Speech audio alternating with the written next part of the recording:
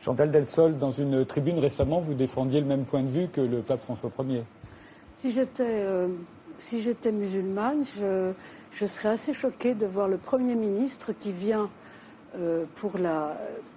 être avec les gens à Vincennes, qui se dit qu'il se bat pour la liberté d'expression, et qui juste aussitôt ajoute nous interdirons absolument et totalement et radicalement les caricatures contre les juifs. Si j'étais musulmane, je serais assez choquée. Je dirais, mais pourquoi est-ce qu'il y a comme ça une liberté d'expression à géométrie variable, un sacré à géométrie variable? Pourquoi notre prophète n'est pas sacré? Pourtant, les juifs sont sacrés. La liberté, c'est, si on choisit la liberté d'expression, c'est je laisse exprimer tous ceux qui ne sont pas d'accord avec moi. C'est pas ma dérision à moi. J'ai pas entendu le Premier ministre dire... Bien sûr que si. Bien sûr que si, il l'a dit à Vincennes. Tout le monde l'aurait repris. Et d'ailleurs, il y a... Moi, je ne l'ai pas entendu non plus. Moi, je ne l'ai pas entendu. Et tout le monde l'aurait repris s'il l'avait dit. J'en suis vraiment stupéfait. Moi, je vous assure que je l'ai entendu. Moi, j'en suis stupéfait. Parce que en tout cas, il est interdit de caricaturer un certain nombre de groupes. C'est bien évident. Et d'ailleurs, jamais on ira accepter ce que fait Dieudonné. Moi, je suis contre ce que fait Dieudonné. Mais enfin, on est, si vous voulez, on refuse un certain nombre de choses. On ne permet que ce qui convient. D'ailleurs, la preuve, c'est que les caricatures de Mahomet, quand elles ont commencé il y a une dizaine d'années, n'ont pas été admises. On ne savait pas très bien. Donc, je trouve quand même qu'il y a quand même un sacré à géométrie variable. Il y a un sacré... Oui, je trouve. Mais attendez, si je peux terminer là sur cette question. Bon, à partir du moment où on admet la liberté pour tout le monde, imaginons qu'on admette, on admet que même ceux qui ne sont pas d'accord, ce qui n'est pas le cas à mon avis. Bon, mais imaginons qu'on admette, à partir de là, il y a une légalité pour toute liberté d'expression. Mais à ce moment-là, il y a une décence qui doit s'appliquer. C'est-à-dire que chacun doit s'appliquer à soi-même ses propres limites. Et je pense que quand Mahomet est un personnage sacré pour un grand nombre de nos compatriotes, on n'a pas à se moquer, à jeter la dérision. Je pense qu'il y a là ce qu'on appelle la décence commune chez Orwell, et ça me paraît essentiel. Dominique Schnapper? Non, je pense que si on adopte l'idée de la liberté d'expression, en France, il y a des traditions nationales là-dessus.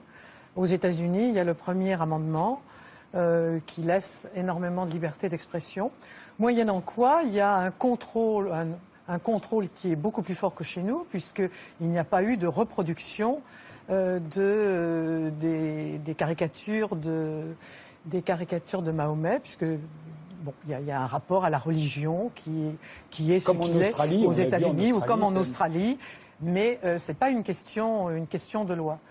En France, il y a une tradition anticléricale qui est très, très ancienne, qui est très profonde. On l'aime ou on l'aime pas. Moi, je ne l'aime pas spécialement et je crois que je n'avais jamais lu Charlie Hebdo. Donc mais je pense qu'il n'y a aucun moyen d'imposer par la loi des limites qui doivent être des limites que chacun peut se donner, mais que et je comprends que certains croyants puissent être blessés, mais qu'il faut qu'ils admettent une fois pour toutes que la liberté ne peut pas avoir de limites qui soient prévues par la loi, qu'elles ne peuvent avoir que celles de la morale ou des choix personnels, mais qu'il ne faut pas que la loi intervienne là-dedans et qu'elle puisse...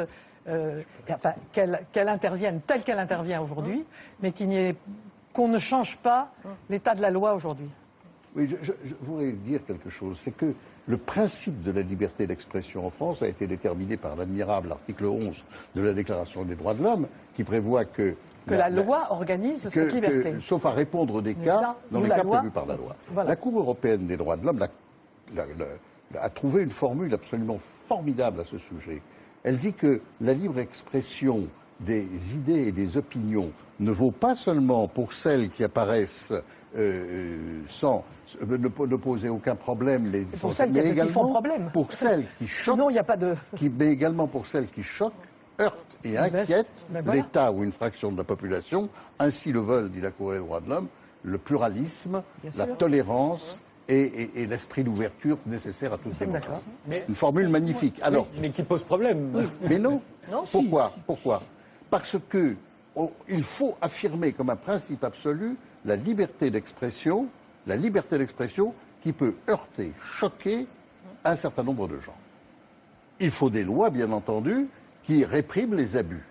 Or, les lois qui répriment les abus en matière de liberté d'expression répriment les abus en cette matière, en ce qui concerne des personnes.